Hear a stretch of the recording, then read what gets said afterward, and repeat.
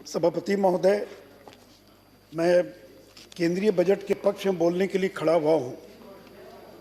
सभापति महोदय, पूरे दुनिया में ऐसा वैश्विक संकट पैदा हुआ जिसमें 90% से ज़्यादा दुनिया के देशों की जो जीडीपी थी उसमें गिरावट आ गई, कॉन्ट्रैक्शन आ गया। और मैं प्रधानमंत्री जी को धन्यवाद देना चाहूँगा जिन्होंने कहा कि जान है तो जहान है।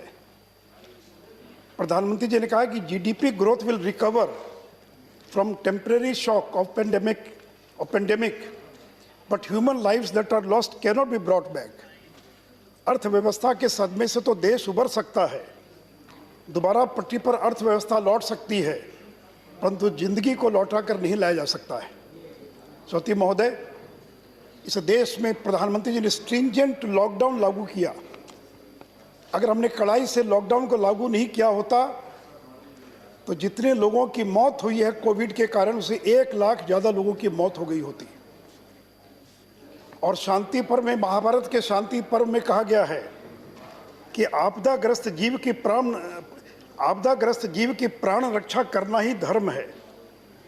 और इसलिए कोविड के दौरान लॉकडाउन के बावजूद short term pain for long term gain, और फिर जब लॉकडाउन में थोड़ी शिथिलता आई, शिथिल किया गया, तो प्रधानमंत्री जी ने कहा जान भी है जहान भी है, saving lives and saving livelihoods.